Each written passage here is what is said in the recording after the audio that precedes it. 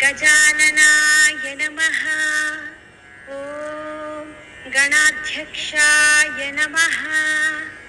ॐ विघ्नराजाय नमः। ॐ विघ्नेश्वराय नमः। ॐ द्वैमातुराय नमः। ॐ द्विमुखाय नमः।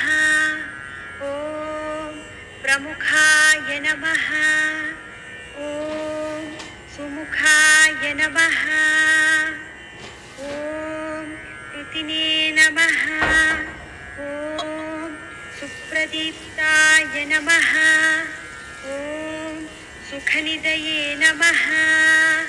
ॐ सुराध्यक्षाय नमः। ॐ सुरारिघ्नाय नमः। ॐ महागणपतये नमः। ॐ मान्याय नमः। ॐ महाकालाय नमः। ॐ महाबलाय नमः। ॐ हेरम्बाय नमः। ॐ लम्बजठराय नमः। ॐ ह्रस्वग्रीवाय नमः। ॐ प्रथमाय नमः। ॐ प्राज्ञाय नमः।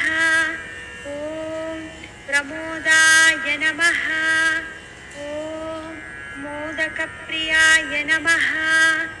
ॐ विघ्नकर्त्रे नमः। ॐ विघ्नहन्त्रे नमः। ॐ विश्वनेत्रे नमः। ॐ विराट्पतये नमः।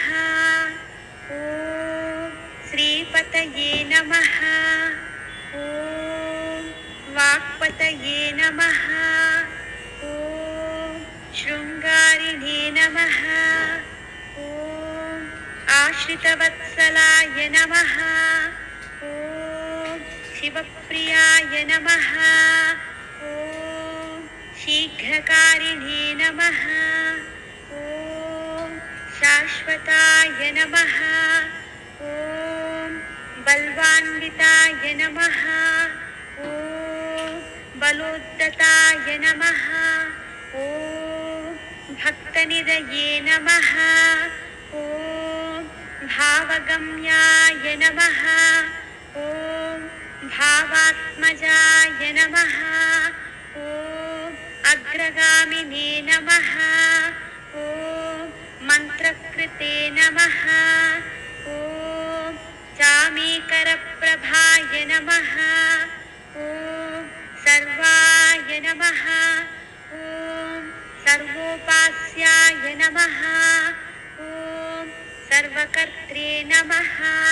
ॐ सर्वनेत्रे नमः। ॐ सर्वसिद्धिप्रदाय नमः। ॐ सर्वसिद्धये नमः। ॐ पञ्चहस्ताय नमः। ॐ पार्वतीनन्दनाय नमः। ॐ प्रभवे नमः। ॐ कुमारगुरवे नमः। ॐ कुञ्जरासुरभञ्जनाय नमः। ॐ कान्तिमते नमः। ॐ धृतिमते नमः। ॐ कामिने नमः। ॐ कपित्थफलप्रियाय नमः। ॐ ब्रह्मचारिणे नमः। ॐ ब्रह्मरूपिणे नमः। ॐ महोदराय नमः। ॐ मदोत्कटाय नमः।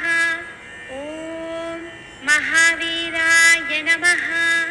ॐ मन्त्रिणे नमः। ॐ मङ्गलसुस्वराय नमः। ॐ प्रमदाय नमः। ॐ ध्यायसे नमः। ॐ यक्षकिन्नरसेविताय नमः। ॐ गङ्गासुताय नमः। ॐ गणाधीशाय गम्भीरनिनदाय नमः। ॐ वटवे नमः। ॐ परस्मे नमः। ॐ ज्योतिषे नमः। ॐ आक्रान्तपदचित्प्रभवे नमः। ॐ अभीष्टवरदाय नमः। ॐ मङ्गलप्रदाय नमः। ॐ अव्यक्तरूपाय नमः। ॐ पुराणपुरुषाय नमः। ॐ पूष्णे नमः। ॐ पुष्करोत्क्षिप्तवारणाय नमः। ॐ अग्रगण्याय नमः। ॐ अग्रपूज्याय नमः। ॐ अपाकृतपराक्रमाय नमः। ॐ सत्यधर्मिणे नमः। ॐ सख्यै नमः। ॐ साराय नमः। ॐ सरसाम्बुनिधये नमः। ॐ महेशाय नमः। ॐ विशदाङ्गाय नमः। ॐ मणिकिङ्किणिमेखलाय नमः। ॐ समस्तदेवतामूर्तये नमः। ॐ सहिष्णवे नमः। ॐ ब्रह्मविद्यादिदानभुवे नमः। ॐ जिष्णुवे नमः। ॐ विष्णुप्रियाय नमः। ॐ भक्तजीविताय नमः। ॐ जीवितमन्मथाय नमः। ॐ ऐश्वर्यकारणाय नमः। ॐ सततोत्थिताय नमः। ॐ विश्वक्तृषे नमः। ॐ विश्वरक्षाविधानकृते नमः। ॐ कल्याणगुरवे नमः। ॐ उन्मत्तवेषाय नमः।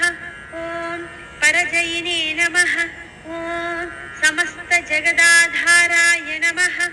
ॐ सर्वैश्वर्यप्रदाय नमः। ॐ श्रीविनायकाय नमः इति श्रीविनायक अष्टोत्तरशतनामावळि